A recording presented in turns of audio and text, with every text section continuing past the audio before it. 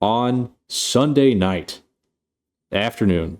Sunday afternoon. If I can't even get the time frame right, this is gonna be a long night, isn't it?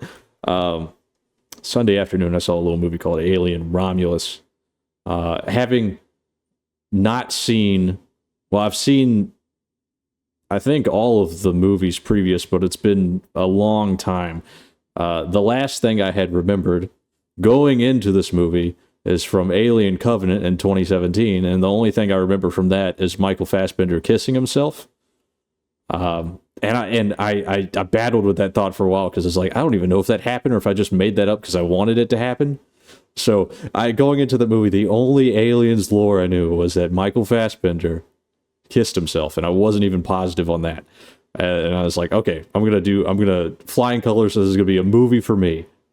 If you do want to watch the movie, feel free to leave. You don't have to stick around in solidarity for me. Because I'm going to do a whole John Madden play-by-play of the entire thing. We're just talking scenes straight back. But if you have no interest in Alien Romulus, or if you've already seen it, stick around. Perfect. I love that. So, let's go ahead. I think it's best practice to go ahead and give the thing out the gate rating of the dang movie. How we feeling about it?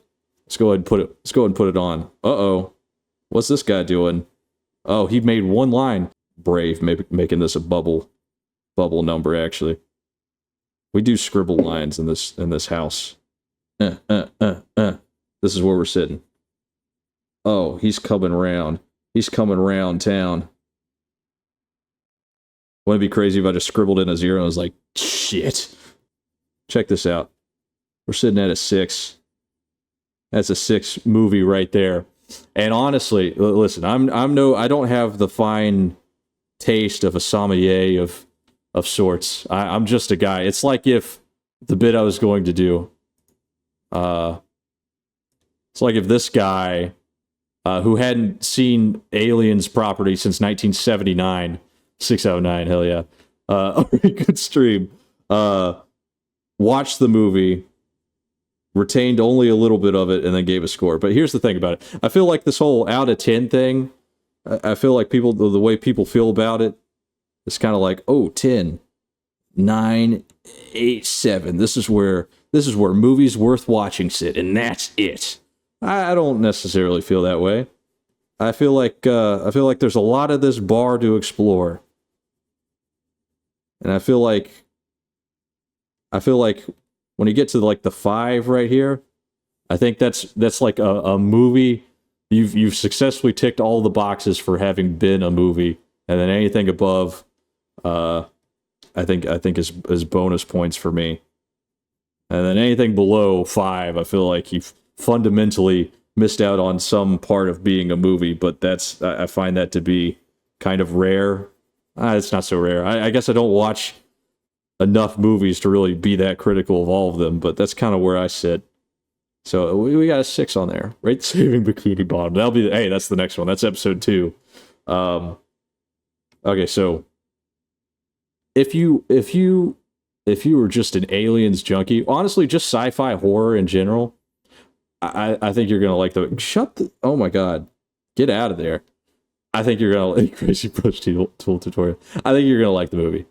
I think it's A-okay. If you were going into this hoping the Alien franchise was going to like take a creative risk or something, then you won't enjoy it. It's nothing like that. It's like if you're like Sigourney, oh my god, Sigourney Weaver kicks ass. I want more of that.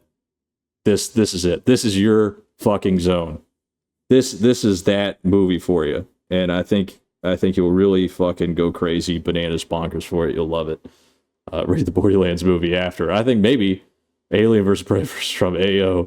I think the Borderlands movie might actually explore that below 5 territory for me.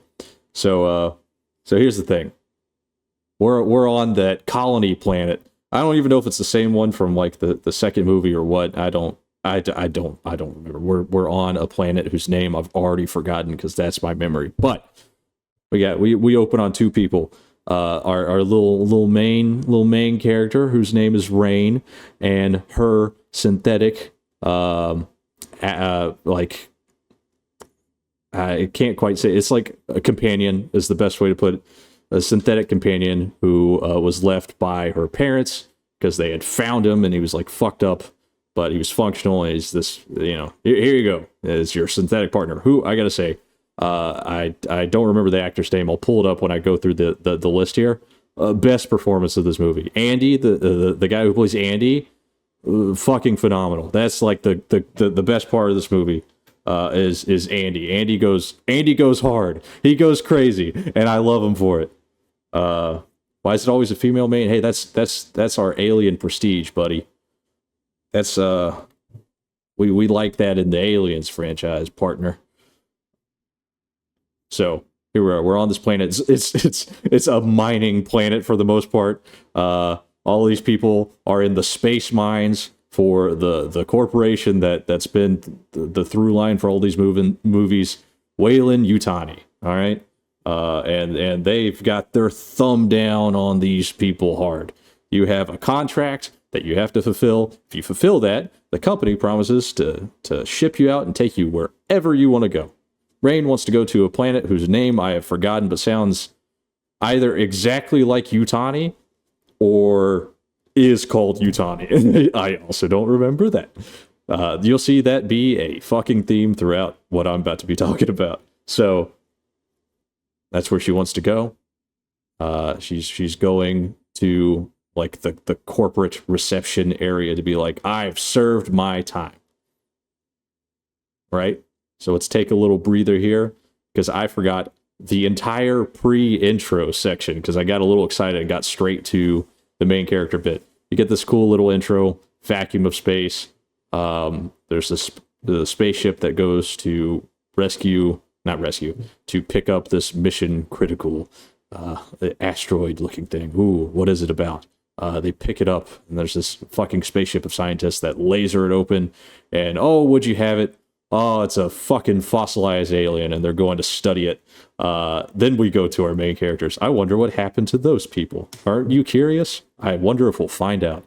The children do yearn for the space mines. As the movie says, as per Weyland-Yutani contract, children do yearn for the mines, and they love it. They love it so much, in fact, that when Rain goes to clear out her contract, they say, hey, we are short on labor, so we are going to extend your contract forcibly for 7 years.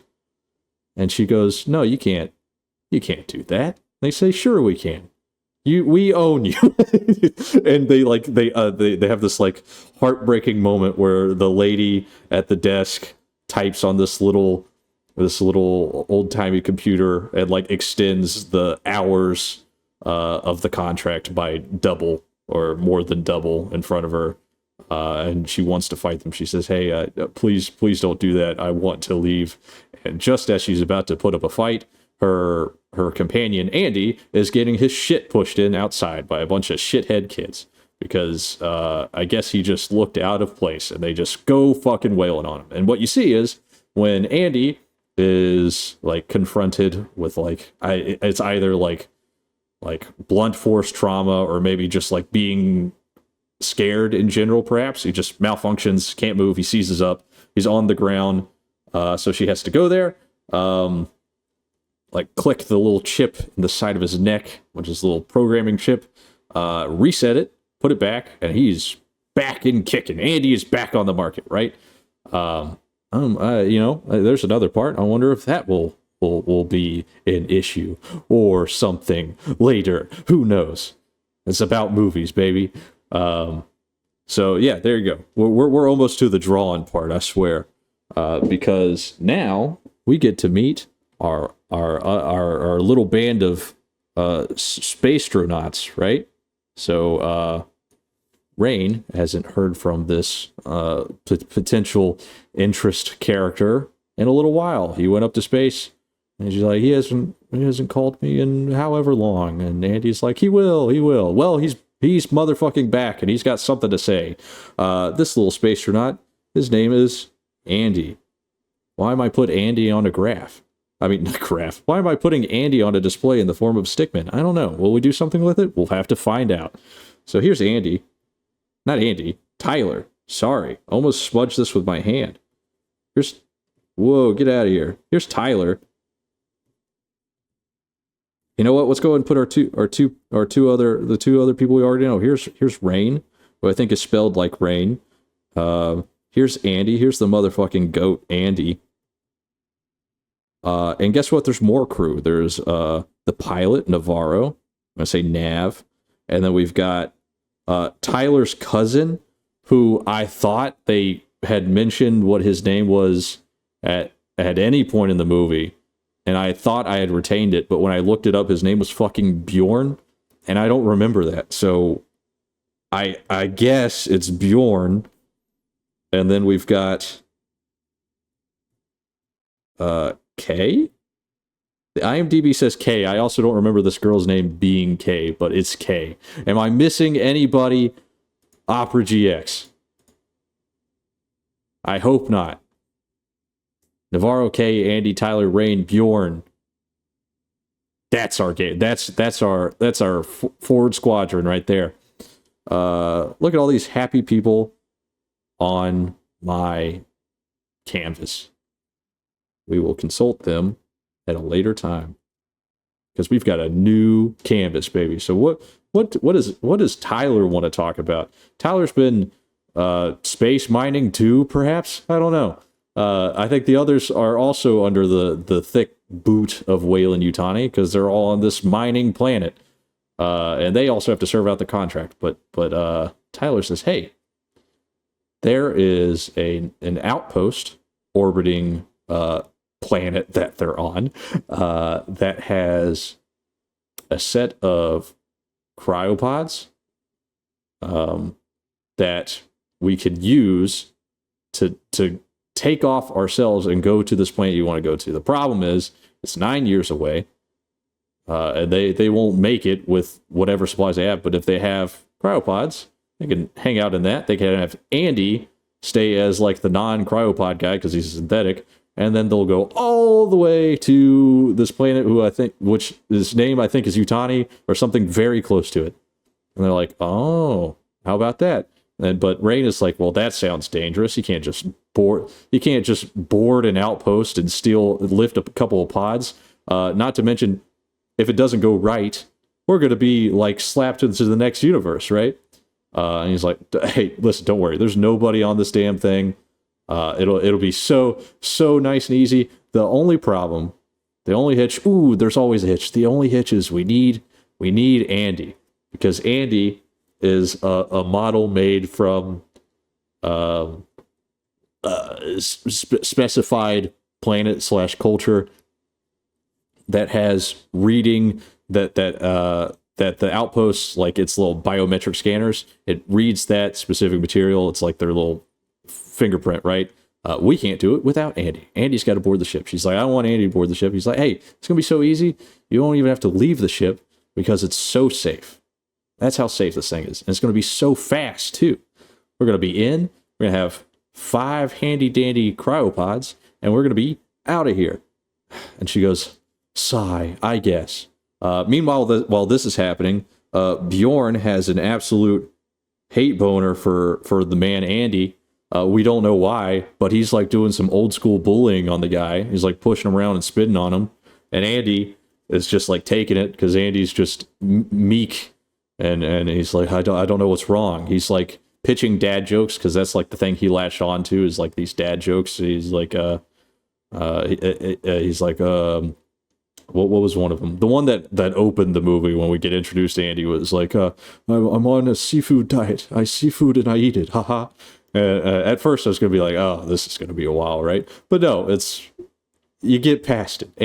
Andy perseveres. Andy sticks around, and we love that. Because Andy is just the beacon of light in this movie. I fucking adore Andy, and I hope this guy phenomenal acting as far as I'm concerned. Right, so Bjorn's pushing this guy shit in for seemingly no reason. And Rainey's like, I don't like that your cousin's a dickhead, and I'm thinking about pulling out of this. He's like, hey, listen. I know my cousin could be a bit of a dickhead, but he's right about one thing, which they talked. They all talked. He's like, if you stay here, you're going to die here. And there's a chance up above us that can get us out of here, right? And she's like, sigh, I guess. And he's like, cool, perfect, we're going to space. And shit, that shit happens right the fuck away. They board that ship that they're talking on, and they strap up to go to space to steal some shit from a abandoned outpost. Now, this outpost, the reason it's so vulnerable at the moment is because it's fucked up. It's also about to crash into this ring around the planet. It's very much a Saturn ring, but it's just an asteroid belt, right? They've got a little bit of time. Not a lot, according to their calculations, but a little bit of time. So they need to hoof it. This can't be logged for later. They need to do this right fucking now. So they're like, okay. And we're actually going to bounce over to the scorecard here because as they're lifting off into space, dickhead Bjorn, actually gets up and showboats a little bit, and it is unfortunately really fucking cool because he pulls out a little ciggy, puts it in his mouth. As they're lifting off, he pulls out a lighter and holds it at pants level and lights it, and the flame goes all the way up to his mouth. As he lights the cigarette, he puts the lighter in his pocket, and he kills the entire thing, just like it's like down to filter in 1.5 seconds. And then he coughs and he goes, that one hit harder than usual. And it's unfortunately really hard. It goes incredibly hard. And that truly makes me want to give this a little 2.5 at the end there. But spoiler, this 2.5 is going to go away for a different reason later. So we are in space, and this outpost is divided into 2 parts, right? Shit, 2 parts, right? So we've got this side of interest. It's a little bit bigger. It's got all the shit we care about in it. And this side that's a little smaller, that has some shit that we don't really explore or care too much about. This part is called Remus. And this part is called Get Ready to Soy Jack Romulus, right? Like those 2 wolves that built Rome, or whatever the myth goes. I believe it's that old joke, how many wolves does it take to build Rome? 2, 1 wolf to build Rome and the other one to fuck the other wolf or something. I don't really remember. Or, there's maybe it's the other one. There's 2 wolves inside you. They're both fucking you, but they happen to build Rome at one point in time. I think that's the old adage, as I understand. I think that's Rome lore as far as I'm concerned. So we're in this part. Soy face. Hold on, let's get the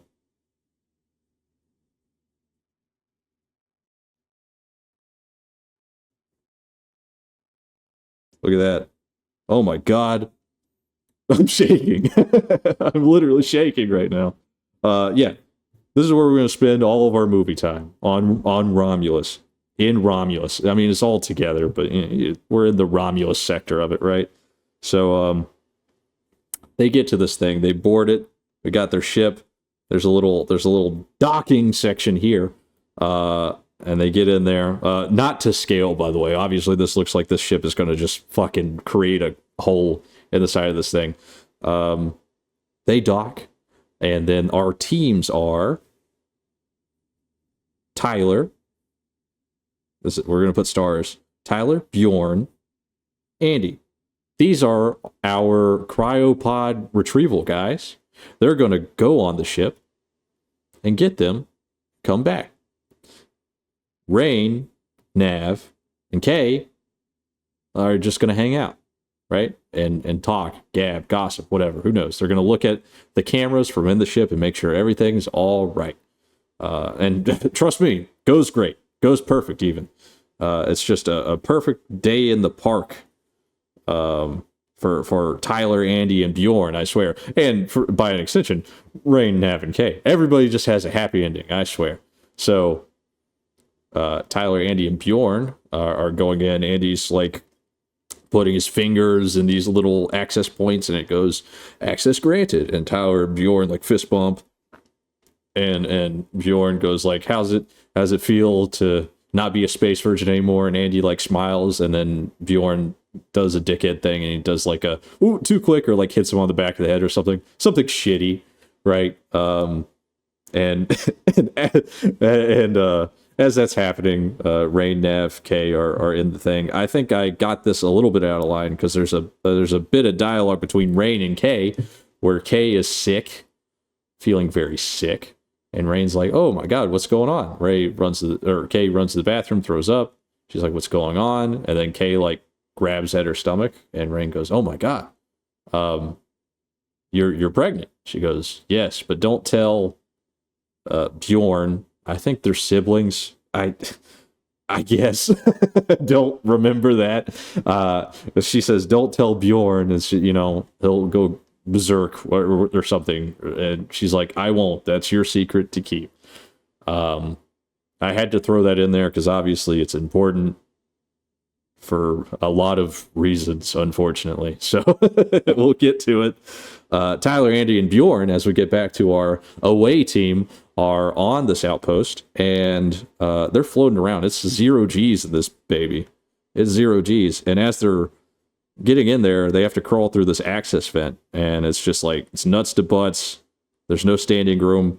There's a mouse flying in there because it's 0 G's, and then all of a sudden the mouse gets suctioned to the floor, and everybody else also gets suctioned to it. They go, what the fuck was that? And then I think Nav says the ship has a gravity purge every so often. This is that. So it has to do it, otherwise the ship will fucking malfunction and blow up or whatever. So it has to, every once in a while, it has to reinstate gravity to stabilize, right? And then almost immediately, Rat floats back up. We're back in 0 G's, baby. And they get out of there. They float into this big room, and there's this cool rotating shot where they throw this like little light flare into there just to light it up, and you see this whole really cool set piece of a spaceship. And they're floating and toting around. Oh, there's all of us. And as they're floating, oh my God, there's a window, and then there's 5 perfect cryopods. Oh my goodness, Tyler was right. There it is, right? Ship doing the big shot. That ship sucked them down hard. And guess what? That's not the only time. This movie likes to bring those things back. So, oh my God, it's the cryopods. And just as you said that, Spunky, actually, it gravity purges again because they do some fucking about, right? Tyler and Andy get like stabilized on the staircase next to the cryopods, but Bjorn eats it. Like he lands all the way the fuck down here on a barrel, like a comically placed barrel where he dents it and like throws his fucking back out. They go, Bjorn, are you okay? He goes, fucking gravity purge, but in like a British kind of way because he's an in it boy. And they kind of laugh it off. Whatever. I mean, not really. He's in pain for real. Gravity is reinstated. They shimmy their way into this area, and Tyler notices something bad. What's bad? Well, if everything was right, they would get these pods and go. They'd put it on the ship, they'd catch it, and they'd leave. And there are actually, believe it or not, no current forces in this ship at play that would like get them on the way out. It is as simple as that. If these cryopods had cryofuel in them appropriately, they only have 3 years worth. They need 9. If they woke up 3 years in, they just starve the fuck to death. So that sucks. That's awful for these guys. And Rain, not super happy with the news because she's like, okay, we're going to go back down, get reprimanded, and spend the rest of our lives as mining slaves. And he's like, hold on. There's got to be cryofuel on this outpost. And they're like, And he's like, I'm going to go ahead and detach these pods. You put them on the ship, and we're going to go find that cryofuel, baby. And he's like, I just need to borrow Andy a little bit longer, and we'll go explore this dang ship and get on out of here, right? And they say, fine. Lasai, fine. You could do that. So Bjorn, Andy, Tyler. Let's get a new page, right? I think it's new page time. Something to doodle bob on. Cryo fuel, more like crying fuel. Oh, if only you knew. You will know very shortly, actually. So they explore the tattered halls of the Romulus side of this outpost. And it's got all these like little exhibits that talk about Romulus and Remus, the fucking wolves, and how it pertains to, I guess, the way this ship is run or whatever. I don't know why. I don't remember. It wasn't super important. The only important part is that this part of the ship was named Romulus, so it could be Alien Romulus. That's why it had to be that. All right, so they see all these things. Bjorn's like, man, that's fucking creepy. And Andy's trying to like buddy up. He's like trying to do whatever. And Bjorn keeps like pushing around. He's like, fuck you, dude. I don't like synthetics. Fuck you. And Rain is in the ship. She's like, why is she so fucking mean to him? And then Nav, who is like dating Bjorn just loosely, just very, very dramatically mic drop. I mean, well, very softly, but dramatic mic drops. Synthetics killed his parents, killed his mother, I believe. And then she goes, huh? It's like, and you're like, all right, let's talk about this. What happened? Apparently, Synthetic overseeing mining operations had to make a pretty critical decision where 3 miners were trapped, and it cut off the exit point for them to leave. And Rain goes, but they can't hurt people. That's like their thing. They're not allowed to do that. And then Nav goes, well, if it's trading 3 lives to save 12, it can. And then you have to go, oh, it was a tough decision, right? And then the chicanery in the ship keeps going as Bjorn's like fucking him around, and Bjorn goes, you know what? I can't wait to get in my cryopod and never fucking see you again. And he goes, what are you talking about? He says, when we get to Utani, or whatever the fuck, we're going to get in there, but no synthetics allowed, buddy. They're going to decommission your ass. And he goes, that's not fucking true. And he goes, oh, she didn't tell you? And Rain's in the ship this whole time, like going, oh, right? And you're sitting there like, what the fuck is he talking about? And Nav turns to Rain and goes, oh, you didn't tell him? And she's like, no, I didn't have the heart. So yeah, this is real. They're gonna go to Utani and he's gonna get his ass canned, right? So Bjorn's like, yeah, this is fucking real. And Andy's like very upset naturally. And Tyler goes over to him and goes, Andy, hey, Andy. Listen to me. Hey, listen, you gotta toughen up, buddy. We gotta finish this thing. And he's like obviously very shaken because he's going to die. We know his death stamp. And he goes, hey, you want to, come on, you're doing this for Rain, right? And he goes, what's best for Rain is best for me. And then Tyler smiles and he goes, you're a good man, Andy. And then like, case closed, right? Because Andy's thing is that before her dad passed, he gave him a, what do you call it? I'm missing it. His MO pretty much, like what's his main directive? There we go. What's your main directive? His main directive is to do what's in the best interest of Rain. So like regardless of how he feels, he would have to do that anyways. So he's like, whatever's best for Rain is best for me, right? And he goes, you're a good man, Andy, let's keep going. And then they march up into this room where it's dark and dim, and Bjorn keeps like fucking around. He finds this like stick taser thing. He's zapping around. He's like, maybe I should go ahead and zap your ass. And like Andy like fucking grabs his collar, and it's like, oh shit, oh god. And then and Bjorn very very sheepishly goes, it was a joke, it was a fucking joke. And Andy goes, watch your step. And like they turn behind them, there's this huge fucking hole in the ground. It kind of goes hard.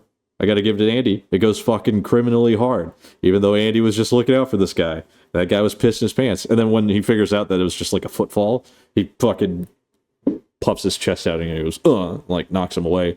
But what they see off to the side, next to this hole in the ground in the ship, is like half a body. And they go, oh my God. It's like the first, like, kind of scare of the movie. They go, oh shit. And then they look at the hand that has been melted, and it's got synthetic parts inside. So it's a synthetic. And then Bjorn goes, "Oh God, I thought that was a fucking person." And you're like, Jesus Christ, can we leave Andy for like 2 seconds? We love holes. Rito, so true. Welcome into a very scuff to hell and back review thing that I got a bug up my ass to do, you know? And thank you for being here. So good to see you, buddy. I'm going to give you a free kiss. Mwah, that's for you. So, also number one, we do love Rio. We love Rio in this house. This is a Rito loving house. So they see this thing on the ground. And you're like, oh, fuck. But don't worry. We scuttle away. What the fuck is kiss was free? Okay, all right, hold on. I know you and Fel are still here. I'm gonna sneak you too real quick, but don't tell the others. All right? Don't tell the others. All right? That's between us. They scuttle away, and guess what? They find the room they need to be in. It's the cryo something. It's a cryo chamber, but for like research materials. And they're like, there's got to be some cryo fuel in this baby. And they are right. There is cryo fuel in that baby. They just have to get in. And the problem is the door don't work too well. Andy like puts his finger in and it goes access granted. And then like the door only halfway opens and they have to like kind of scoot in and there's water up to their shins. It's weird. But there's these little chambers on the wall. I don't remember what it says, but it's pretty much the cryo fuel for this room. It's the cryo fuel for the room. And they're like, all right, we're gonna fucking take this. And as they see that, they pan to the back of this facility where there's a, I think this is the scientific term, a metric fuck ton of face huggers, like frozen. Just an inconceivable amount of face huggers, right? And they look like they're like got that shrink wrap around them, like perfectly shrinked upon them. I saw the water in the room trailer. The water in the room, hey, it's a cool little set. We're listening to play by play. You get to you're the beta tester of Foxxy. Finds another excuse to talk and not do anything else stream. So thank you for being a part of the testing demographic. I appreciate you being here. If you don't want to hear alien spoilers, please, do not feel the need to stick around. So Tyler and Bjorn, I love it. Thank you. Oh my God, I love you. They go to take some of this away because this will set them up for success. They'll get their 9 years that they need for all 5 pods, and plus some with this cryofuel. So Tyler is yanking and pulling on this bad boy. Tyler's going, it's stuck. He's going, he's going crazy. It is motherfucking stuck. He says, Bjorn, can you help me out with this piece? And Bjorn comes over and he starts yanking and tugging. And they make some movement. Bjorn's not that much shorter, but that was the space that I had to put him in. They're yanking and pulling, and they make a movement, and it goes out real quick, and this thing fucking spews. It spews cryofuel, and it gets on his like index and ring finger, and just like freezes them solid. And he goes, "Oh fuck!" He's obviously very disturbed. He's going, "Oh fuck!" But that like loosens it up, so Tyler starts like grabbing more, and he's like, "Okay, all right, I've got these now." Real cousins tugged together. All right. Well, Spunky, you've done it to us all. I'm pinning that one. I want the people coming in to know what's going on. They have to know. They have to have a warning. Right? So there it is. There's the warning. I've done my job. Manually, I'll unpin it. Right? So his finger freezes. He's like, okay, I'm just going to take the rest. The others aren't that bad. And Andy's just kind of like standing off. He's not in the water because, well, actually, he actually scuttles past them at this point in time. He kind of goes to the back. And he's just kind of like sheepishly moving around. And as he's pulling it out, there's a counter on the wall that like shows the stability of the room's like cryostasis, whatever the fuck. The things that are being affected and being preserved in this laboratory are unfreezing according to this meter going down. Well, the meter's actually taking up its temperature of the room, right? The meter's taking up, and you see the face huggers in the back that look like McDonald toys that are like sealed. They're back there and they're getting ready to like come out. And like at this time we're having like a na na na na na na na na na like kind of moment because Bjorn's fingers are fucking frozen and Tyler's just like getting that. But as they pull it out, the room like goes on lockdown. It shuts. Well, it was already, even though it was only halfway open, it closes all the way and they get locked in there and they go, oh fuck, Andy, open the door. And Andy goes over to the door, puts his finger in, and it says access denied. They don't have the clearance to override lockdown. And they go, oh fuck, what room is this? They're like, why can't I get out of this room? And then Brain from within the ship goes like, maybe it's because this isn't just a room. And you're like, yeah, I know it's not.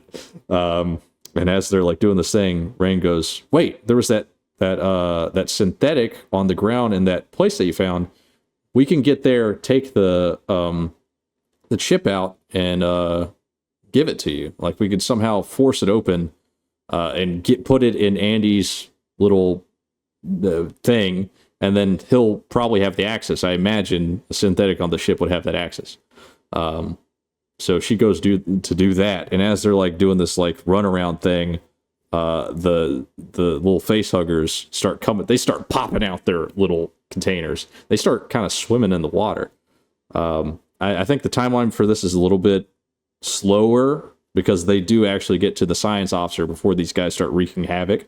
But they're unfreezing, right? Rain and Nav go in together while Kay stays on the ship because she's not feeling well. I think she's asleep at this point. Or they just tell her to stick around. They're like, hang out here. She's like, cool. Sounds like it's not very fun on the ship right now. I'll hang out here. So now we've got... I'm going to put stars next to people actively on the outpost. Whoops, I got rid of Tyler's star. He didn't need to, but... People on the outpost is everybody but Kay, right? So Andy and Nav go into the science, like the little research station, go up to that synthetic, and like Nav is saying like fucking with some shit, and Rain goes, "Hey, maybe you shouldn't." And then we get our first like scare of the movie, truly, which is the synthetic pops up and starts fucking screaming and like latches onto Rain's hand as she's getting his like programming out. They take his hand off. And they go, oh, fuck, get him off. Gross, synthetic hand. And they get him off together as a group. And they go, what the fuck was that about? We'll find out later what the fuck that was about. But they put that synthetic on the ground. They get the chip. They go meet them at the cryo room, right? And it's still locked, much to their dismay. But at this point in time, by the time she gets there with that, the facehuggers are now in the water. And they actually start fucking with the guys. So Bjorn is the first one to get it. He gets it like on his face. And like they show it like as it's on his face. He goes, oh, what the fuck is this? What the fuck is this? It's got this little tentacle that it goes down your throat and starts like fucking French kissing him. It's not going in. He's like managing to stave it off somehow. But he's getting full tongue off this damn thing. And Tyler gets it off him. He like pries it off because it didn't get its tail around his neck or anything. Pulls it off, throws it aside. He goes, oh, yuck, gross. What the fuck was there? And Andy says something about it. I don't know. Who knows? Simple trick to not dying in an Alien movie. Don't be in one. I wonder if that'll hold true in this. Everybody's getting up all over the place. He throws it in a direction, and then it starts fucking with him. And it like gets on Tyler. I keep saying Andy when I mean Tyler. It gets on Tyler. They knock it off. They start using that shock stick to fuck these things up. And Tyler like winds up hitting the ground and getting knocked out for a second. And like there's a face hugger on the roof that like, oh shit. Oh, okay, wait, actually, hold on. We skipped ahead because at this point in time, Rain like fucking just destroys the window to this place, which I feel like would be more reinforced than that, but they shatter that shit and they pass off the chip and they get it in Andy. And then the hilarity ensues with all this facehugger shit still going on. Tyler's on the ground, like knocked out, and the facehugger's going to fall on him. But Andy fucking, it takes a while for the thing to update in his head, but when it does, he just like comes around, he fucking grabs it by the tail, he throws it into some like exposed wiring, and it fucking catches fire, and it's really cool. I gotta give that to him. It goes crazy. It goes absolutely wild. I loved watching that part. And now all these fucking facehuggers are out. There's no joke, hundreds of these motherfuckers like crawling towards them, and they manage to get to the access point. Andy puts his finger in there. Now he's got the new chip, access granted. They get out and they close the door back just as all those things are trying to skitter out. But they run into the next room as they're crawling out of the broken window and shit. And they close them in and they're like, oh my God, what the fuck was that? What the fuck? And they go to they're like trying to make their way back. But as a group, unfortunately, somebody gets caught up a little bit more heavy in this facehugger business. And that's, unfortunately, lucky contestant number 1. Nav gets a tentacle down the motherfucking throat. That facehugger latches on. Let's go ahead and put it on there. It latches on hard. And they're like, oh my God, get it off her. And they find themselves back in where that other synthetic was, like on the ground. And it's wrapping up tight. And they're trying to pull it off, but Ray notices. They're like, fucking stop, it's choking her. It's going to kill her if we pull any harder. They go, well, what do we fucking do? And Andy very coldly goes, I think someone who might know what to do with this. And it's that half-body fella on the ground. So they like plug him in. And it's a very familiar face. It is Ian Holm from previous Alien that played Science Officer Ash. But in this movie, he plays Science Officer Rook. Well, I think I should say lightly, because Ian Holm has passed, and this is an AI recreation of him. His voice, somebody else lent their voice to kind of like complete it. It's kind of a strange little Frankenstein mesh of this guy.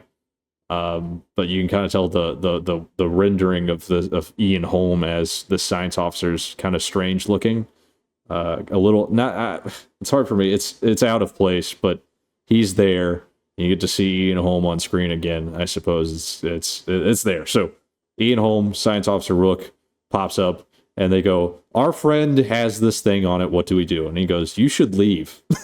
And they're going, well, that's not an option. He's like, well, if you want to have more mercy, then you can kill her, and then you can leave. And they go, no.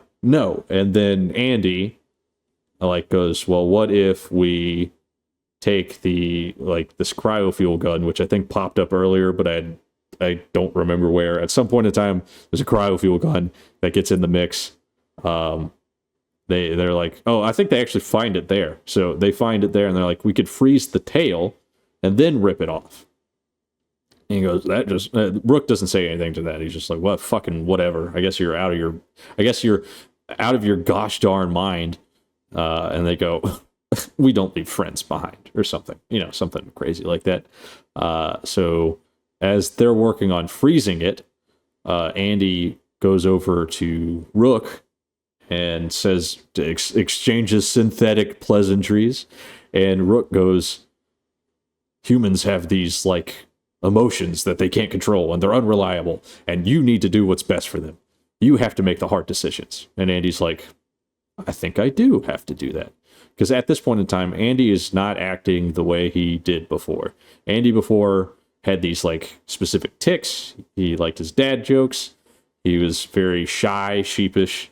Now he's very confident, speaks just with 100% certainty, and moves like a fucking demon. So you could also tell he's starting to think a little bit differently. And he goes, yeah, maybe I do need to look out for these kind of people. You know, kind of that's the look that you get from them. They freeze the tail. They get it off of Nav, right? And she's still kind of like knocked out. And science officer goes, well, or Andy goes, well, what are the odds? And, you know, kind of leaving that open. They're like, odds of what? And science officer Rook says, I'd say it's 60-40. And they go, what are you talking about? And he goes, Andy says, the job that the probability that it finished the job. And they obviously don't know what the hell these aliens are. They just know that it face-hugged Nav, and that perhaps, they did explain it. Rook does explain it. He goes, they're gonna reproduce in you. They're gonna use your body as a host, and they're gonna pop the fuck out of you. And Andy was like, yeah, we should leave this lady behind. And Bjorn, who is a partner to Nav, as I understand, it's like, no fucking way. They're like, no, we should leave her behind. And the group is like, no, we're not gonna do that. But Bjorn freaks the fuck out, and like he takes Nav, and they split like a banana. They fucking split. They start making a run for it as Andy does like the T-1000 run, like right behind them to like catch up. And everybody's like, oh my god, we gotta fucking get to the ship because they're gonna leave without us. Bjorn successfully gets to the ship, gets to Nav. He starts closing it on everybody. He's gonna leave without everybody because he thinks they're gonna fucking leave this girl for dead. And Andy's like holding it open. He's not even like using the biometrics to open it. He's just like, he holds the fucking doors. And like, he's so successful at it that Bjorn gives up and like runs away to try to like take off and like close another door. And he just fucking Chad Thundercocks another door. He just keeps like, leaves it open to the others are like trying to get in. They're like, oh my god. Kay is on the ship at this point in time. She goes, what the fuck just happened? All these people are in here. And Nav hits the floor. Who had regained consciousness by this point in time, but is kind of freaking out a little bit because things are going on. Now, here's the tough part about this. At this point in time, I took a streamer tinkle break, right? I took a little bit of a tinkle break at the first entry of that ship. So there's just like a 2-minute blank spot for me where I don't know what happened. The good thing is I came back at the most important part of the climax of that problem, which is when I came back, Kay is holding Nav in her arms. I can't believe you've done this. And Nav says to Kay, please, I don't want to die.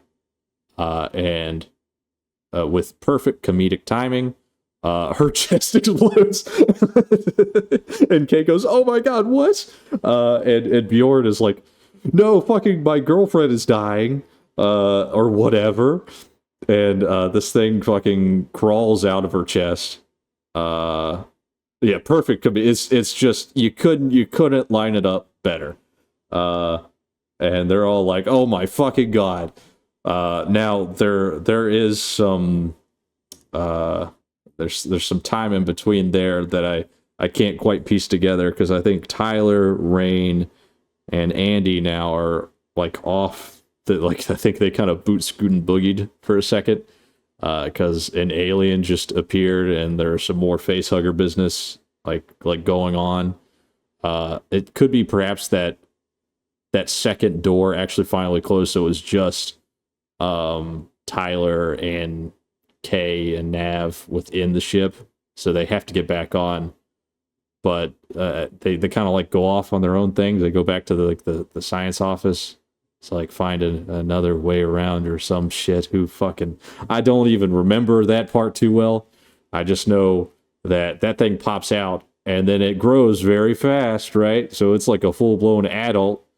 And Kay like passes out, and it like overlooks her, luckily, and it like whacks the shit out of Bjorn, and he like breaks his back for the third time, and he's like at the lower decks of the ship, while the alien is running amok somewhere, right? So they between then and now, I know that this ship gets like redocked at the Romulus Bay. Oh, Romulus. That they have to get to. There is like a split, and I think it happened between that 2-minute break that I was gone that I literally cannot account for. I just know that Andy, Tyler, and Rain are in where that science, around where that science officer was, and they have to find a new way to get back to the ship, to get the fuck out of this place. And they don't really know all of the shenanigans that have happened on the ship. They just know they have to get to it. While Andy and Rain are like talking, or not Andy, Tyler and Rain are talking, Andy talks to Science Officer Rook, like without them. And Science Officer Rook is like, we have to do what's, he's like, I am model whatever, traditionally science officers for these things, and I help research whatever to help colonies survive. You were the spearhead for colonies, and it's an honor to meet you. Andy's, like Andy is like a specific model, are like the top dog of colonizing planets and fucking getting it done. And he's like, I'm in awe that you're here. And he's like, and now that you're here, you could help with the Weyland-Yutani directive. And Andy goes, well, my prime directive is to, and then he trails off. And then Rook says, well, it doesn't matter what your directive was. Now that you got my chip, the Weyland-Yutani way of life is your new fucking directive, brother. What's good for the company is good for you, baby.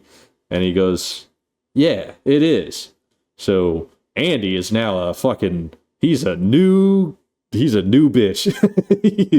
new bitch with new plans. And Rook is like, you need to,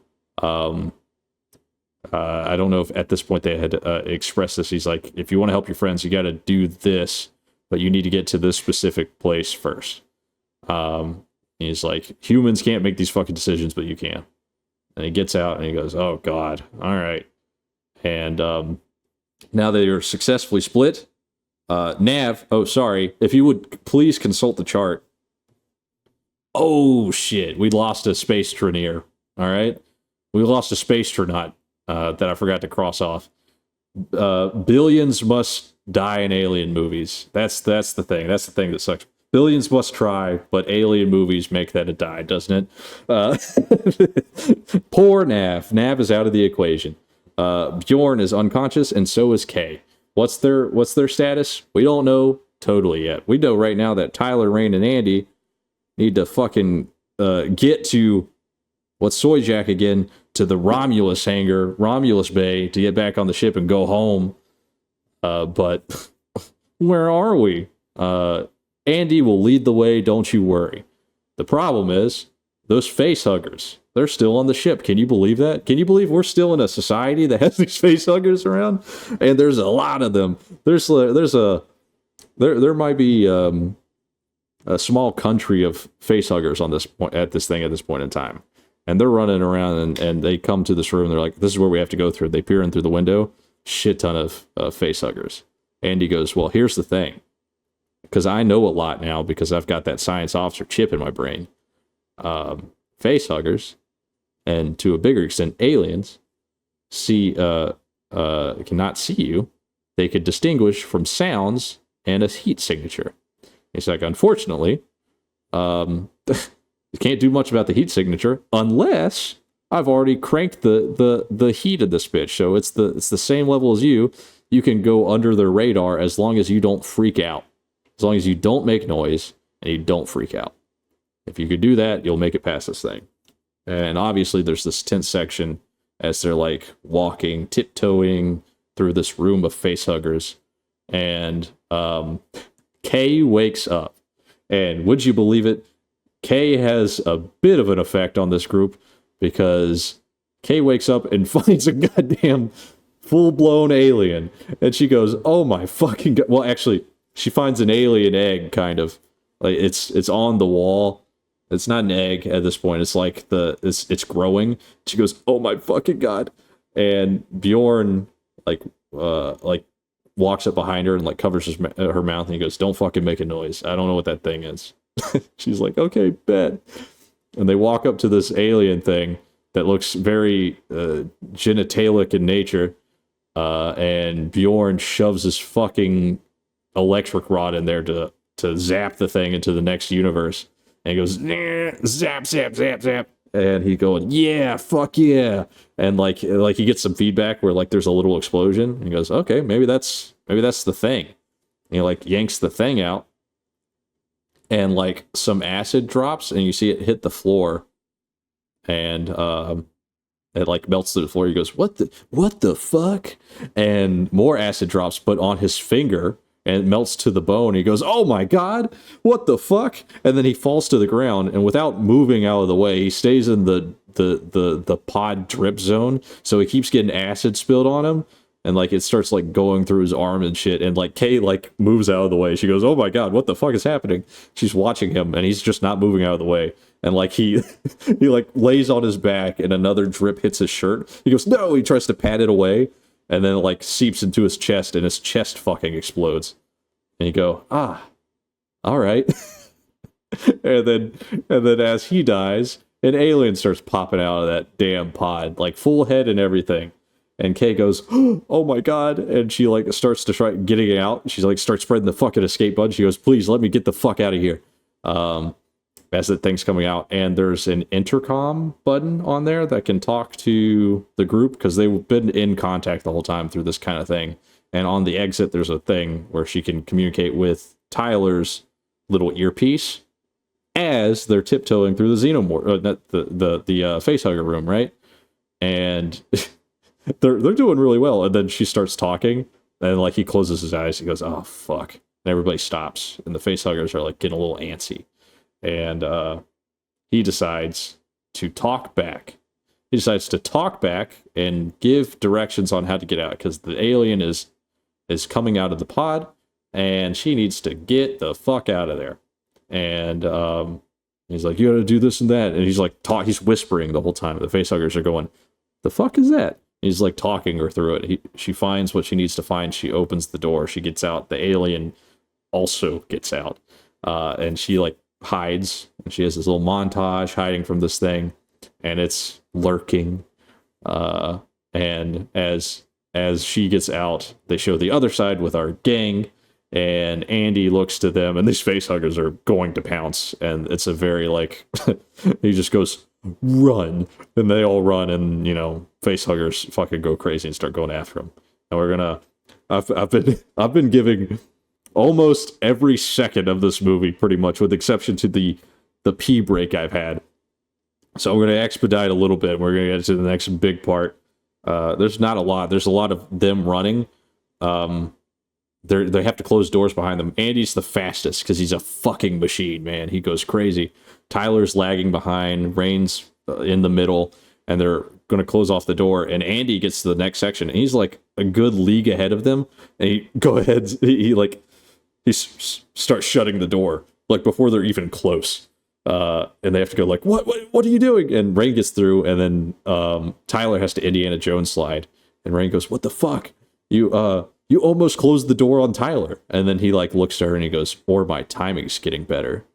And you're like, ooh, okay. All right. So open upside down D mouth. That's what that is. And they find their way to the bay that the ship is at. They find access to a door that's towards the end of it that they need to get into, which obviously only Andy can. And the reason that they know it's the one they need to get to is because Kay is narrowly avoiding being taken by an alien, and she comes up to the door. She goes, oh, and like he's there, and they get a little jump scare. They go, oh my God, it's Kay. And she's going, please open the door. Please open the fucking door. Please open the door. And they look in, and there is an alien pretty damn close behind them. Like, it is clearly waiting. It could have absolutely gotten her already. It's clearly waiting. And they're going, Andy, open this door. And Andy goes, nah, I'd rather not. They go, Andy, what the fuck are you talking about? And Kay's like, please, why won't you open the door? And Tyler's like tearing up. He's going, please, we're going to open the door. We're going to figure it out. And he goes over to Andy, he like falls to his knees. He goes, Andy, please open this door. And Andy goes, no, it's waiting for us to open the door to kill all of us. And I have to make the decision to save 3 versus none of us. And as he turns around, he goes, fuck, I'll force the door open. Alien tail goes through like Kay's shoulder and rips her away. And they just sit there slack-jawed as Andy made a very clear decision to kill Kay, let Kay die. And Rain turns around, doesn't know who this guy is anymore. She goes, the fuck is wrong with... She slaps him. And he goes, I made a very clear decision. I'm going to continue to make very clear decisions. You can either shape up or ship out. I've got my new directive.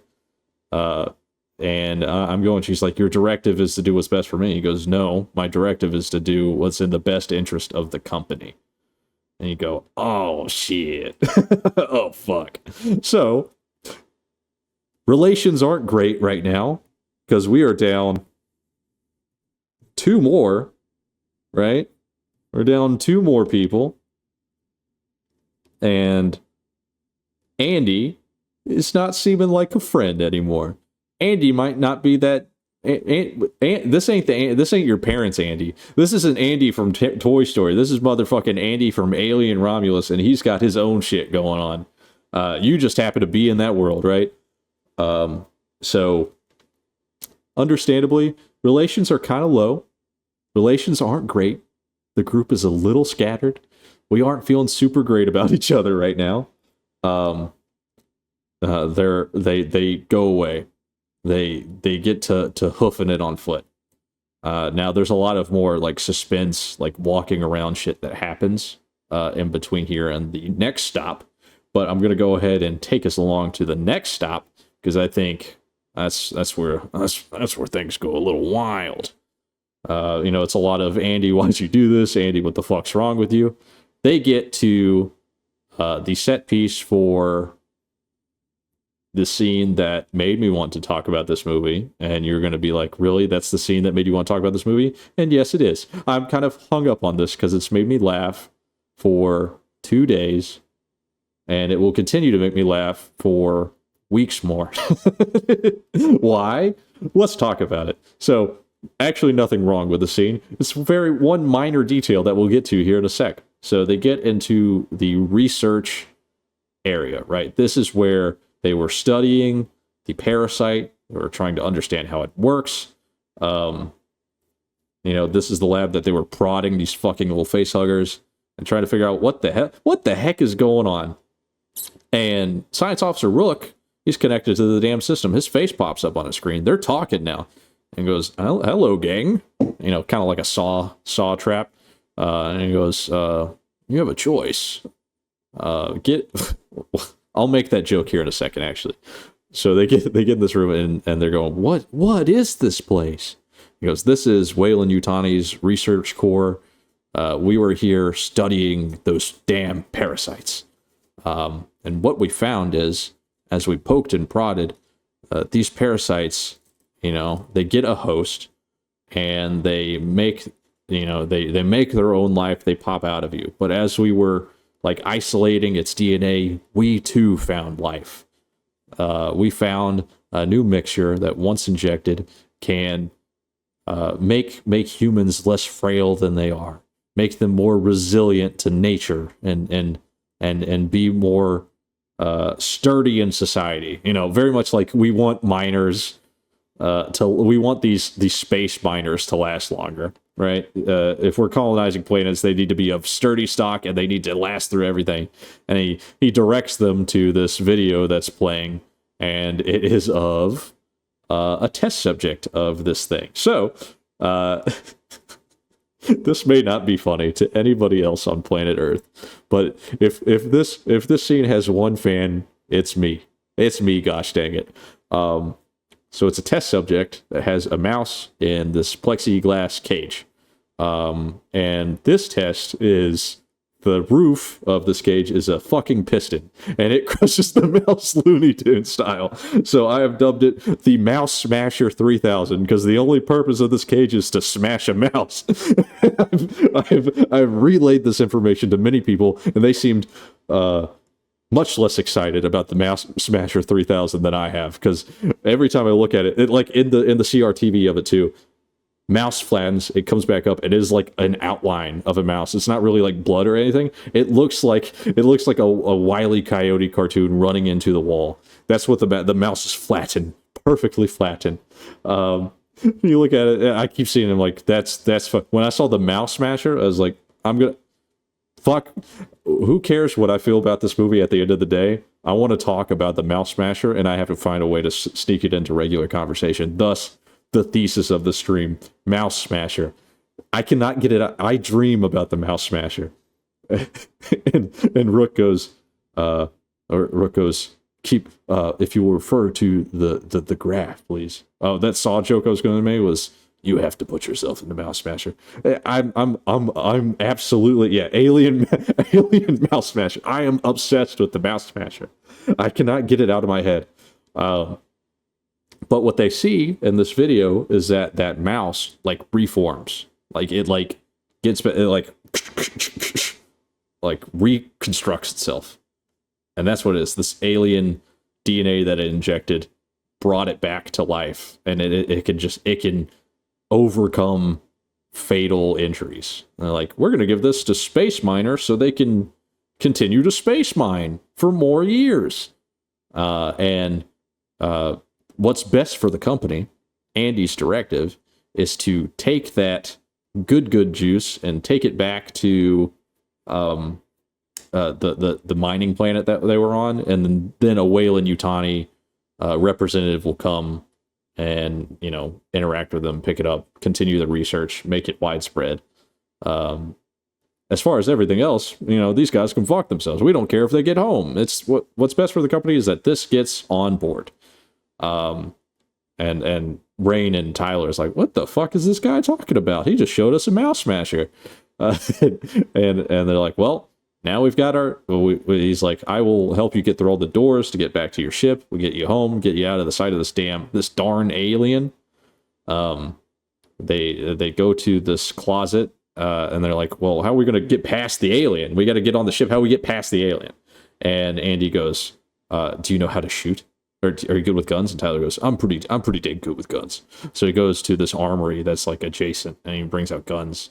And it's got like this auto aim on it that's kind of cool. Like it snaps you to targets, does blah, blah, blah, blah, blah, blah, right? And Rain goes, where'd you learn all this? He goes, playing video games. Very fun. Ha ha ha. Hee hee ha ha. And he goes, if you see one of those bastards, you just click it and kill him. And Andy goes, no, you won't. And she goes, why? And he goes, well, if you actually shoot in this confined space or whatever, it'll ruin the integrity of whatever, and then we'll just die anyways. I'm hoping that this is more of a deterrent, so they won't fuck with us. This sentiment does not go anywhere, as I understand, because the final like hallway for this movie happens right after this. Like the gateway to the third act is right outside of this door. And everything that happens after is pretty much within the same area. And they're pretty much shooting guns right the fuck away, too. So, like, I don't remember what his, like, why he's saying you can't shoot guns, but she shoot guns just fine. Like, as far as I know, the guns were fine. So they go, they say goodbye to the Mouse Smasher, my favorite machine in this movie, and Science Officer Rook. And they go into the legit next room. And it's dark, and they're like, okay, here's the plan, da-da-da, let's get going. And then Andy is leading the group, and he stops. And he goes, wait. And they go, what? And he, like, turns on the lights, and there's just a shit ton of organic material that's, like, the alien flesh texture all the way through the hallway. And Andy, like, says, busy little creatures, aren't they? and like it's horrifying. You're like, oh my god, what the fuck has been going on? And Andy goes, we should go a different way. And they're like, yeah, for sure, we should go a different way. And they start to leave, and Tyler goes, wait. And they go, what? He goes, do you hear that? And then they hear, oh my god, you didn't think I was going to do this in here, did you? They hear Kay. Kay's not dead. Oh my god, Kay's alive? And Tyler goes, I'm going to save Kay. And he runs. Like, he just runs down this, like, alien hallway. Pretty much, he runs in the direction he absolutely shouldn't. And they're like, hey, Tyler, fucking wait. And Andy's, like, kind of lagging behind them. He's like, all right. And he's, like, kind of walking behind. And Rain books it with him. And they find Kay. Kay is, like, attached to this, like, alien matter wall. Like, it put her there for later. Oh, let me pause here. GX Scar, thank you for the follow. Thank you for being here, partner. Good to see you. We're talking alien movie. I'm schizophrenic and I have a gun. That's right. They should have been schizophrenic and had a gun throughout this entire movie. It probably went a lot better. Unfortunately, they just had a gun and it was towards the end and it didn't. We'll get to it. We are almost there. Thank you so much for follow. So happy to see you here. We're in the third act of this movie. If you don't want to hear about Alien Romulus, please, you don't have to. But if you've been here and been listening the whole time, feel free to hang out some more. Love to see you here. They see Kay. They get her down. Kay is fucking wounded because she got an alien tail through the shoulder, and she's in critical condition. She's also pregnant, which is something that that comes up a few times that I failed to mention when, like, he was going to, like, when Andy was leaving her to die, he was like, she's fucking pregnant. You're killing two people. No, you better bring her back. And they're like, okay, well, this lady's on the ground. And Tyler brings out one of the, oh my god, guess who forgot a critical point as they left the hallway here. Tyler wants to administer this injection into her, but Rain says, I don't trust it. Like, I don't trust it. And you know what? She was right, because as they left into this room, the video of the fucking Mouse Smasher 3000 continues to play. And the mouse explodes into, like, a hybrid monster. Like, it doesn't survive long, but it just fucking explodes into, like, a tentacle with fur. And he goes, and Tyler's like, why not? She's like, I don't trust it. I think something will go wrong if you do it. Let's just get her to the ship and go. And Tyler reluctantly is like, okay, fine. But as they're about to get her up, a lot of, not facehuggers, a lot of fucking aliens are alive and well in this cave, or in this hallway, this fucking skin cave, I guess. And they're coming in hot. And they're like trying to get it together. She's like trying to help Kay into like this elevator access, and an alien comes down, and Tyler goes, no, don't, watch out, and he dives in front of them, and he gets an alien tail through his chest, and the alien fucking scutters up into the vent access with him, and they go, oh my god, Tyler's gone.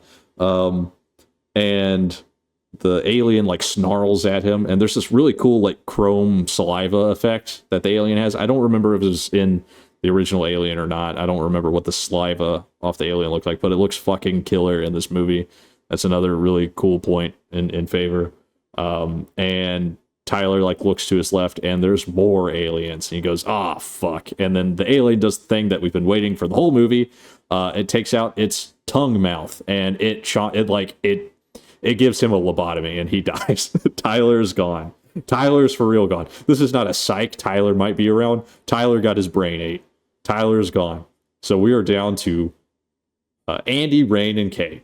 Which Kay came back from the motherfucking dead. So I mean, hey, well, we got one. We win some, we lose some.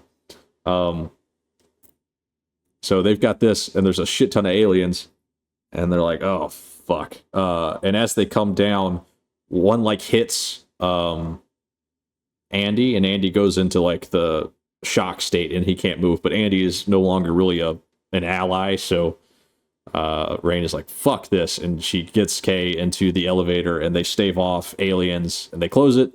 They close the door, the alien's gone, and they start going up. They're on their way home currently. They have that serum still that they're taking with them. I guess cause perhaps because Andy's not fucking with them. Actually, I don't even think they have. I think they just have the one like syringe just in case, perhaps, and that makes a little more sense. They have the one, and they're going up, and Andy is downstairs with like 24 aliens. Like there's a shit ton of them, and Rain starts thinking as they go up. She's like, Andy is only different because he got that thing put in him, but he's still Andy. I want to save Andy.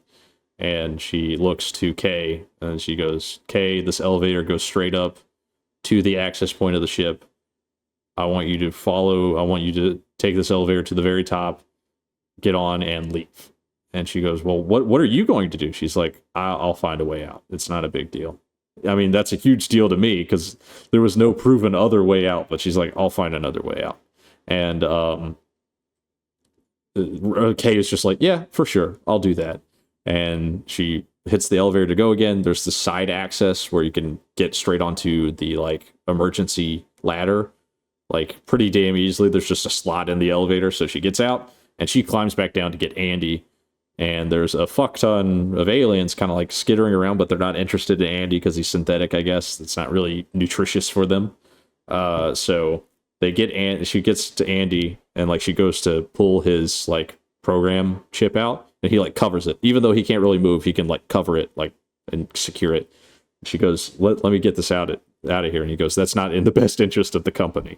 And she goes, well, you dying is not in the best interest of the company. Let me take it out. Let me reset you, but I am going to take it out.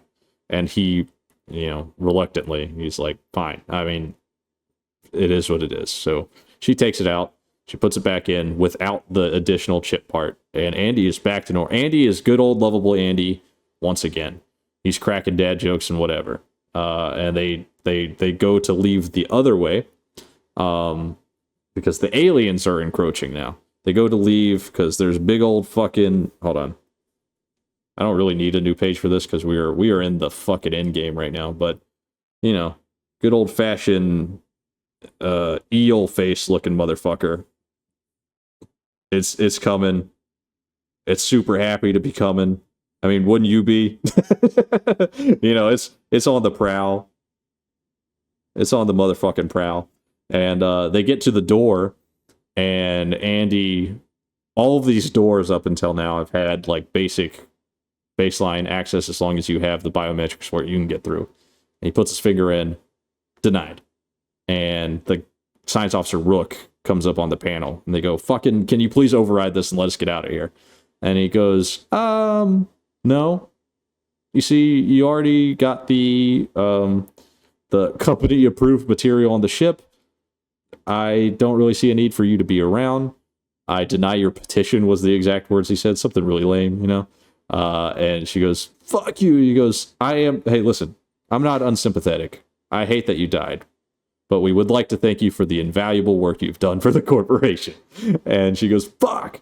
And they sit down as like 15 aliens like come down the hallway towards her and Andy. And she's obviously very distressed. Andy is too. And she's like, Andy, can you please tell me some of your dad jokes? You always do it to make me feel better. He goes, sure. He goes, why was a bunch of, I can't even remember them. They were pretty baseline though. And he says one involving gravity. And she goes, wait a second, Eureka. They're like coming, but she like puts there's like an access panel that she could switch it back to 0 G. She hits the 0 G. These aliens fucking lose their footing. They get fucking slid up in the air. And she's like, she gets Andy to like anchor her to the ground and she picks up a rifle and you get a very satisfying scene where she unloads on like 13 aliens and busts all of their brains. Like it is very cool to watch. And like it's like in between, it's like Andy saying like how much, I don't even know if it's Andy, maybe it's the gun, like saying how much like charge it has left. And it goes 50%, and it's like her just going dunk dunk dunk dunk dunk as the aliens are just like popping. Their heads are like their juices, their acidic juices are like flying around. It's fucking 0 G. So like all this juice is like slithering around. Their dead bodies are like going around, and she kills every single one in that hallway. And they're like, all right, I have a new lease on life. Let's get the fuck out of here. And they have this very cool scene / obstacle, which is they're in 0 Gs in this original hallway trying to get back to the elevator that they can still access. But there's alien acid goo floating in the air, so they have to like narrowly dodge it, which is very cool. I thought that they were going to do a thing where the gravity would purge and that acid would like hit the ground, and they would have to like quickly avoid that in time, because like, holy shit, that's going to hurt. That's going to be a real ouchie, right? They don't wind up doing that. They save it for something that honestly I don't blame them for, because it is just like, it's an oldie, but it's a goddamn goodie. So they narrowly avoid all this acid. She does do one very cool thing with dodging the acid where she loses like her grip. She has to like go free suspension to pass one section, and she's like floating up towards alien acid, and she uses the last like bit of, well, she uses some of the last bit of her charge to like to give her momentum to go like avoid it. It was very fucking cool. They make their way to the access point to the elevator, and all they got to do is go up. They got to go up and get to the ship. But there are fucking more aliens, would you have it? There are more than like the 13 that she slaughtered, that she absolutely annihilated in that hallway, by the way. I don't want to take anything away from her efforts, because she absolutely filet-o-fished those motherfuckers. Right? And, but there's more. There's a fuck ton of aliens on the ship, and I don't know where they came from. I really don't. I just know that they spawn like they respawn like rabbits. Apparently, they go crazy. So they get into this elevator. They start floating up, and Andy gets pretty damn far away, and Rain gets kind of caught towards the bottom because an alien like catches her. She's like, "Oh fuck!" and like it like catches her by surprise. So she drops the gun that she had, and it floats to like the top to like a point that she can't reach. That's closer to Andy, and Andy is like coming down, and he's like, "Oh fuck!" He's like, "I got to go down to help her out." But gravity purge, and the elevator is going to drop to the bottom and squish everybody. So gravity purges, but Andy's closer to the top, and Andy one-hands this bitch. He one-hands the elevator. He's hanging on to the ladder and just grabs the bottom like he's a server holding a tray of like 4 family entrees. And she's like rustling and tussling with an alien that she has to get away from. And she manages to like kick away and get to like the ladder herself, and Andy's hand slips and the elevator falls, slaughtering another 10 aliens because they drop the elevator on him. So you know what? I didn't get the acid gravity fall situation. Well, the acid still does in that scene. They show the acid fall through and like melt the access points, but I didn't get it as like a dodging obstacle thing. But I got it back 10 times in satisfaction, because the elevator fell and squished a bunch, and it was very cool. And because that acid like fell down, it like melted bottom of the outpost, and like it's sucking air out, and it sucks a bunch of the aliens out too. But that elevator like creates a wedge in there where it like plugs that hole. So that's, you know, that's answered. But one alien survives, and it grabs Ray, and Rain has nothing she could do because she is like without a gun. It's at the top, and Andy's way up there. This alien starts like showboating and like starts drooling at her, because I guess aliens are awfully prideful. They love to showboat before they eat your brain. And Rain is like, "Oh fuck, I'm fucked. My career is over. My Michael Jordan-esque run on those aliens just 5 minutes prior, it's done. So I'm done."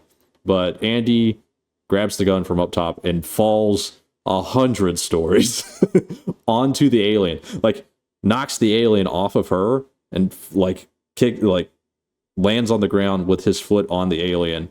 And then he does the aliens line where he goes, "Stay away from her, you bitch." Dun, dun, dun, dun. God, listen, I hate to be the reference. It was kind of fun. It was kind of fun. All right. As all of this is happening, Kay does make it to the ship, and Kay is like in and out of it, and Kay is in pain. Kay decides to inject herself with that thing, and it's fucking with her. She's like, kind of like, oh god, I don't feel so good. I just injected myself with alien fluids. And as she's there, I guess she does have the other vials, because Science Officer Rook pops up on the screen inside the ship. He like connects himself to the ship, and she's like, "Who are you?" And he goes, "I'm a friend." Now I want to take a little side table here, because when he's on their screen, the uncanniness that he was already looking as like an AI rendition of the late Ian Holm is compounded by the fact that he's on this little CRTV thing in their ship, so he looks like a puppet from Team America World Police. So it's very distracting when he's like, "I'm a friend. I'm going to get you home. You just have to let me remote in." And he looks like a hold on, let me pull up I pulled up the puppet beforehand. Where is it? Yeah. He looks like that on the CRTV, and and you're like, all right, well, it's kind of hard to focus on that other shit when he looks like that. And he's just saying, I'll help you get home. I'm a friend." And she's like, "Where are the others?" And he's like, "They unfortunately couldn't make it." He doesn't know that they got out of the other stuff. He's focused on he's spinning his own game right now. He's trying to do best interest of the company shit. And she's like phasing in and out, so she can't like press the button. Andy and Rain get to the ship, and they're like, "Hey, we're here. We caught you before you left off." And they see him on the monitor, and she clicks him off. And he goes, "No, no, you fool." And she goes, "Whatever." And as he does that, the space outpost, they decouple from it, and they're flying off, and the space outpost falls into the meteor, the asteroid belt ring that's around the planet. And he has like a "oh fuck" kind of moment as his body gets incinerated by these fucking asteroids. So you're like, Science Officer Rook is a dunzo, right? They're on the ship, they're all happy and going, and they're like, "We have fuel for the cryopods. We can go to this planet. The three of us, we can go to this planet now." And Andy is like, and she says, "Andy, I'm going to plug you into this.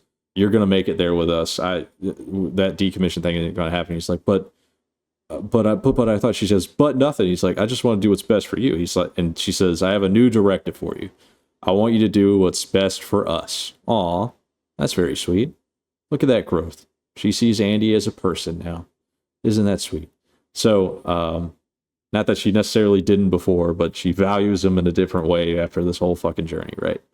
And she looks to Kay. Kay is fucked up still, and she's like, "We'll get you in the cryopod. We'll get to the place, and then we'll get you medical attention there. It'll be all right." She goes, "Okay."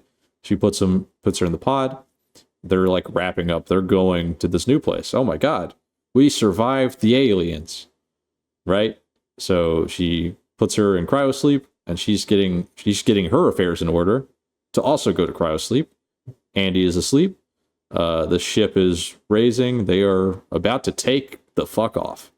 Well, unfortunately for me, there is another antagonist to this movie.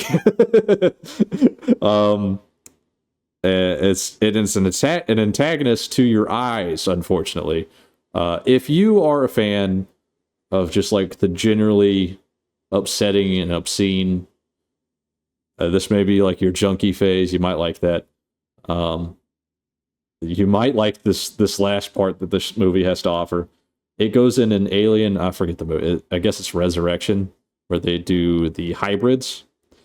Because right before she could put herself into cryosleep, an alert starts happening. It says cryosleep aborted. There's been a critical failure in like the health status of a person in this unit. It's Kay, because Kay is the only one in there. Kay's pod pops open, and she is screaming bloody murder. She goes, "Oh my god, Kay, what the fuck? Are you okay?" And her stomach is bulging, and she is contracting, and something is coming out. She does not turn into an alien, but she starts to birth an alien egg. Very graphically. Yeah, okay. Yeah. She births an alien egg. And they're like, "Oh my god, what the fuck?" That alien egg has she's like, "Get it away from me, get it away from me." She's still like conscious and lucid. And she goes, "Okay." And they throw the egg onto the floor, and the egg is like got that acidic blood, and it like melts and falls into the cargo hold space. And they go, "Okay, what the fuck was that?" And Kay is like crying. And Rain goes to track down where this egg went. She goes into the cargo space, and she finds the pod open. The pod is open, and then she sees footprints. Well, like hand footprints that lead away from it, that are fully grown. And she goes, "Oh, well, that's not good." And she is right to believe that, because it's really bad. Because as she's figuring that out, she can't quite easily get back up to where she was. You hear screaming, and oh my god, this last 10 minutes. Let's revisit this real quick. Please consult this. Remember the cigarette scene that I got some points from? We're going to take that away. We're going to take all that away. I truly wish I did not enjoy this last part of the movie. It is a rough one. So you get this alien human hybrid that is like 7 feet tall. On it, well, actually, that's an undershot. It's like 9 feet tall, and it's somewhere in between.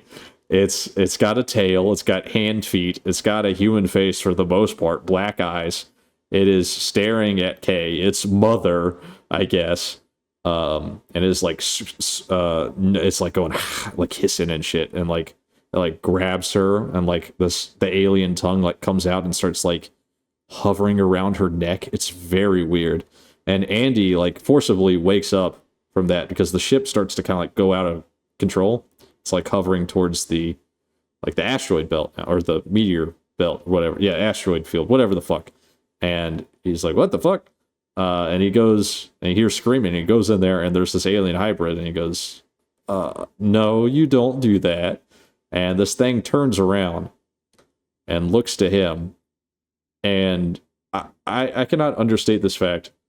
It has like an alien cloaca thing that will not stop looking at you during all of the exchanges for the rest of this interaction. Lucy is like, it's like staring down the barrel of a gun for 10 to 15 minutes, and it feels like an hour. Because Andy's like, "I'm going to fight you," and this thing just like one shots Andy. This thing like doesn't kill Andy, but he like slices his neck and like hits him to the ground, and Andy's like bleeding and shit. Rain gets back upstairs. She finds Andy like off to the side. He got like knocked into the next hallway. And she goes, "Oh my god, Andy." And he goes, "Help her." And she goes, "Okay," and goes into the next room. And then by this point, she had dawdled a little too much. Kay has been absolutely annihilated by this thing. Like, it's sucking on her blood vampire style. It ate the shit out of her. And it looks to Rain, and Rain goes, "Gulp. Uh-oh." And this thing's like, "Yeah, uh-oh, for real, because I'm about to fuck your ass up." And it flashes its cloaca again, and you're like, Jesus Christ, put that thing away. Oh my god, it looks like... I'm not gonna draw it, but I think you need a representation of it. It's like this. It's got very fleshy flaps, and it will not stop looking at you, I swear to God. And you're just like, put that thing away, God. Rain gets into a bit of a scuffle with this thing. It knocks her into the cargo hold down below. It follows her. It is beating her ass with like no sign of it getting better. Not K. K is dead. K is R.I.P. K. K is long gone. Rain backs up into its pod that it came out of. Its pod still has alien juice in it. That's, acidic as fuck. And oh, right. Okay. As she's getting her ass mixed by this thing upstairs, she like tries to fend it off with like cryopod fuel shit. And it knocks it away, but that cryo shit goes everywhere and it makes it hard to breathe. So she finds herself in like a little astronaut suit that's like tethered to the ship. Not to throw that in real quick, but I did skip that. Now that we're back downstairs, she like finds her way. She finds that pod and she like knocks it over in front of it and it melts through the floor of the cargo bay and they get sucked into the vacuum of space and she's like fighting this thing. And that cargo, Andy, I don't know if Andy gets like control again, but the cargo hold gets like detached. So, somehow she like actually detaches it. They're still like fighting and it gets hit by the cargo hold. And then you see the cargo hold go into the asteroid belt and you're like, oh, thank God. You hear some triumphant music. She starts crawling her way back up. And this scare genuinely did get me because I was so exhausted from watching that part that I was just like, okay, it's over. Let's hit this credit segment. And then it does a little CGI jump scare of that fucking hybrid thing. Somehow, I think... okay, I got it backwards. This jump scare does happen. The cargo bay didn't come off yet. She had kicked it off the first time. The second time she was able to get it off is because the cargo bay like detaches and takes its ass into the asteroid belt. She triumphantly ascends into the ship. That like it's sealed off, so it's not like critically in critical condition or anything like that. And she like takes the suit off. Everything's fine, and they can go to Utani. Like they have these cryopods. They have 5 of them. Even if they didn't have the juice to go 9 years, she could just like roulette that bitch. You can just go from one to the other. I don't know if that's how that works. I'm just gonna sign how that works. She's rolling in cryo fuel as far as I'm concerned. So she gets up, she rendezvous with Andy. Andy is fine. I think she puts Andy into a cryopod because Andy is also in critical condition. She's like, we're going to get you help when we get to Utani because you're fucked up. You won't make it alone. So you're going to pod. We're going to trust autopilot. He goes, okay, thank you. And then she goes and she does like a captain's log that like exits us out from the movie. She says, I'm Rain, and then whatever her family last name is. I don't remember, but it's and it's like this powerful little thing at the end. And I don't even remember the thing she said in her captain's log because I was too busy thinking about the damn alien cloaca that was staring at me for 10 to 15 minutes. That happened, and then credits roll. This was not an aliens movie that had like a ooh, it was actually sick and twisted because something's critically wrong. No, Andy and Rain get away and they get to they have a shot to get to the next place. Credits roll. Directed by Fede Alvarez. Fede? I don't remember his name. Mr. Alvarez, we'll say. Director Alvarez. Credits roll. Movie closes. Now, like I said before, I think if you're like an alien movie junkie and you wanted more of it, specifically you wanted more of like what the others had to offer, I think you'll like this movie. Probably a decent amount. I don't think you'll just feel pretty like still water on it. I think you'll like it a good bit because it is really just like a lot. It's like seeing another it's like seeing more Sigourney Weaver shit on screen, and that can be satisfying, but it doesn't take any risk to be anything different. It is just another one of the thing. I'm so concerned about that alien baby part. Yeah, if it is, I wish that plot line with her stabbing herself with that thing was just taken out of the film. I wish that the final thing was getting onto the ship and leaving, because I feel like that last part. I guess if people liked Alien Resurrection, they'll like the Alien hybrid shit. But that last part just it wore on me. I did not like it at all. I wish they could have cut it down, taken that out of the runtime, maybe extended some of the other bits, because the first half, honestly, of this movie is a little bit shakier towards the middle, but the first third of this movie is really good. It's really good, and throughout the movie, it's beautiful. It's like the effects are really fucking cool.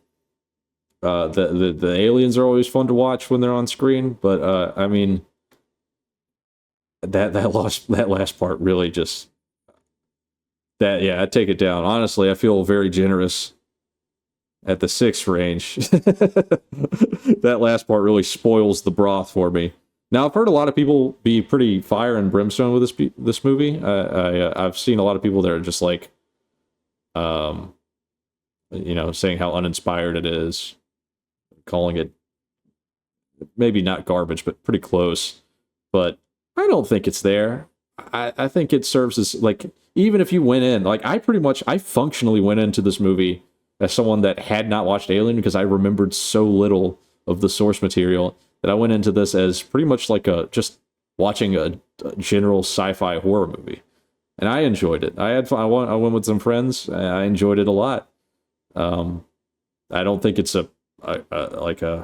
anything above this. I think 6 is a good range to have it at. But I don't think you'll be like, I don't think it's go. I went during a discounted time, and I think that also factors into it. If you find like a good matinee for this baby, I think it's worth seeing it in theaters. I think seeing this movie after its theatrical run would be less impactful, because I feel like a lot of the pull for this movie for me was how stunning it looks like when you're in the theater. I would feel less compelled to go back and watch this movie after its theatrical run. So if you have any inkling or any itch to want to watch this movie at all, I would say try to see it during its theatrical run, because I feel less the need to say anything. I don't feel an incredible need to recommend it beyond that. It is what it is. There are some enjoyable parts. I think the suspense in this movie, for like it's a jump scare movie. It's not a ton of jump scares, but it's shock factor. That last part is pure shock factor, but there's, it's the aliens popping out and giving you a spook. It's the facehuggers popping out and jumping at you, right? I think the suspense in this movie is actually pretty good, because it drags it along where, like, if horror is effective on you, you kind of find yourself at a point where you're like, ooh, hold your breath. This is the part that they're going to get you. But it strings those parts along, like, to a very lengthy degree, to where, like, you'll see and you're like, okay, here it comes, right? And then, like, you're kind of like stiffen up. It'll go on so long that you're like, oh, I need to reset real quick. And then it'll jump out in your reset. You're like, if you're taking a breath, then it will get you. It's got a good pace for sniffing that out in my mind, because I feel like it got me with that quite a few times, where I was just like, and then the thing happened. So, like, I think its timing on that part was pretty good. Again, if you want to see the Mouse Smasher 3000, please see it in theaters. I think that's worth it. But yeah, there you go. Alien Romulus. It's first movie review on this channel. I don't know if I'll do it again. I just like talking a lot, is what it turns out to be. I love talking. I'm the moderator of the I freaking love talking Facebook page. And this is an excellent opportunity to do it. So I'm glad you could be here. I enjoyed this. I'm really glad to hear that. I enjoyed having you here. I enjoyed everybody that popped in, gave it a listen, giving me a chance to be the not authority on things. My taste and understanding of movies is, in media in general, is kind of rough. So thank you for hearing me out. There's definitely other people. There are critics on the internet that have a brilliant mind for this kind of thing. That ain't me. I just like to. I like my video diaries. I like when people listen. That's what I like. Makes the head, it makes the brain grow. Makes the puts the wrinkles in the brain, you know? I probably enjoy this way more than I will the movie. Like I said, I truly I talked. We're at 2 hours right now. I know I dicked about in the beginning. I think I gave a pretty damn close like play by play of the entire thing. Like you'll go in there and you'll say Foxy breathed about this moment. Like I took it as close to the fucking script as I could.